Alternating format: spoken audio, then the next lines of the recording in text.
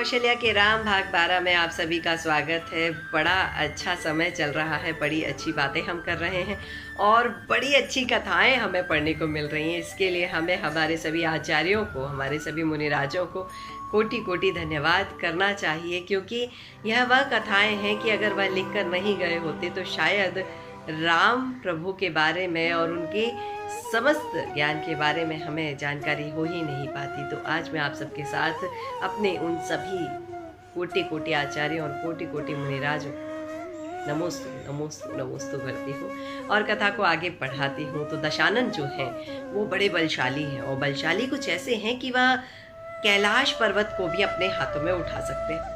अब बात कुछ ऐसी हुई कि दशानन अपने पुष्पक विमान में बैठकर कहीं जा रहे थे। अब जब वह जा रहे थे तो जाते जाते उन्हें रास्ते में एक जिनका जो पुष्पक विमान है वो जाकर एक पर्वत के सामने, कैलाश पर्वत के सामने जाकर रुक जाता है। आगे कितने भी प्रयास के बाद उनका विमान आगे बढ़ ही नहीं रहा है। वो अपने मंत्रियों से कहते हैं कि जाओ पता करो ये कौन है, क्या कारण है इसके पीछे कि हमारा विमान, दशानन का विमान आगे बढ़ नहीं पा रहा है। जो उनके मंत्री हैं वह कैलाश पर्वत पर जाकर खोज करते हैं और पाते हैं कि एक दिगंबर मुनिराज प्रतिमा योग धारण करके बैठे हुए हैं और वह निश्चल है। इस बात को जानकर दशानन अपनी बुद्धि लगाते हैं और पहचान करते हैं उन मुनिराज के बारे में कि यह मुनिराज हैं कौन, और उन्हें पता पड़ता है कि यह वही मुनिराज बाली है। और उनको लगता है कि अभी भी बाली जो है वह अभिमान के साथ उन्हें रोक रहे हैं। तो वह कहते हैं कि हे बाली, तू अभी भी मुझे अभिमान के साथ रोक रहा है। देख, तू जिस कैलाश पर्वत पर बैठा है मैं उसी कैलाश पर्वत को पूरी तरह से उखाड़ कर फेंक देता हूँ। और वह अपनी विद्याओं के द्वारा, समस्त विद्याओं का प्रयोग करके पृथ्वी को भेद कर पाताल लोक से कैलाश पर्वत के नीचे पहुँच जाते हैं और उस पर्वत को हिलाने का प्रयास करते हैं। इधर मुनिराज बाली को यह ज्ञात होता है कि इस कैलाश पर्वत पर, उन्हें पता ही है कि इस कैलाश पर्वत पर राजा चक्रवर्ती राजा भरत, प्रभु आदिनाथ के पुत्र चक्रवर्ती राजा भरत के द्वारा बनवाए गए विशाल मंदिर है, विशाल प्रतिमाएं। अगर रावण ने कैलाश पर्वत को हिलाया तो उन प्रतिमाओं के, उन मंदिरों के नष्ट हो जाने की संभावना है। इस बात को सोचकर वह अपने पैर का एक अंगूठा उस पर्वत के मस्तक पर, उस पर्वत की चोटी पर केवल रख देते हैं और वह पर्वत अत्यंत भारी हो जाता है। और रावण जैसा जीव जो इतना बलशाली है, वह जीव भी उस पर्वत को हिला नहीं पाता है। वह अत्यंत प्रयास करता है और वह उस पर्वत को हिलाना तो दूर, उस पर्वत के नीचे दबने लगता है। दशानन का जो मुख है वह टूटकर गिर जाता है और वह नीचे धंसने लगता है उस पाताल लोक की तरफ, अपने घुटने टेक देता है और त्राही त्राही करके रोने लगता है। यहाँ तक कि उनकी पत्नियाँ भी रोने लगती हैं।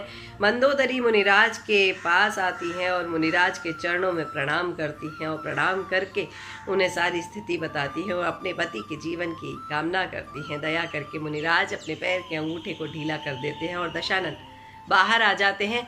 इधर मुनिराज बाली की दुंदुभी बजने लगती है। सभी देवता आते हैं और उनकी पूजा करने लगते हैं।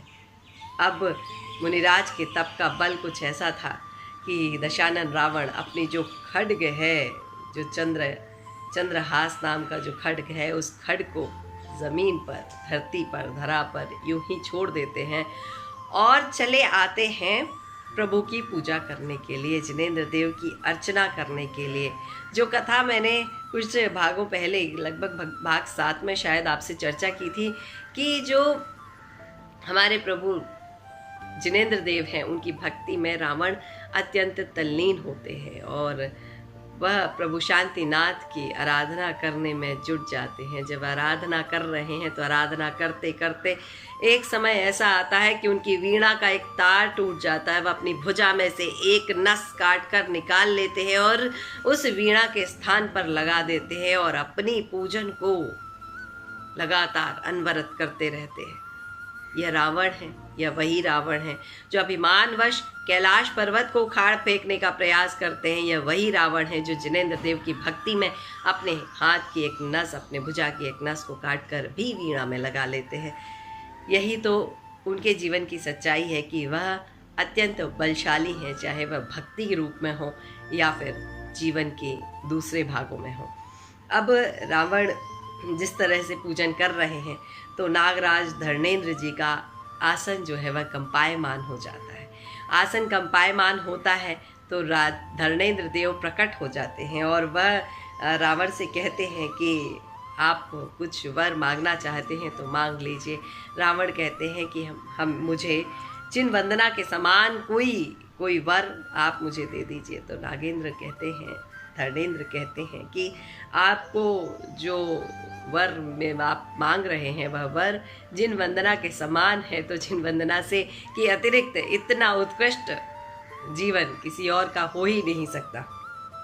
परंतु चूंकि धर्मेंद्र देव आए हैं तो वह उन्हें कहते हैं कि मैं आपको एक अमोघ विजया शक्ति देता हूँ, जिसके अनुसार आप मनचाहे रूप धर सकते हैं और आप सस्नेह मेरी इस विजया शक्ति को स्वीकार करें। रावण शक्ति को स्वीकार करते हैं, उसका प्रयोग कहाँ करना है इस बात का ध्यान भी देखिए। कई सारी अच्छी चीज़ें हमें मिल जाती हैं, कई सारे अच्छे कार्य जो है वो हमें मिल जाते हैं, परंतु हम स्वयं नहीं जानते कि उन कार्यों को कैसे किया जाए, किस तरह से किया जाए। कई बार हमें कई चीज़ें, मनचाही वस्तुएं हमारे हाथ में आ जाती हैं, परंतु उनका उपयोग किस तरह से सकारात्मक रूप से करना है यह बात हम नहीं समझते हैं। तो यही बात रावण के साथ भी चरितार्थ होती है।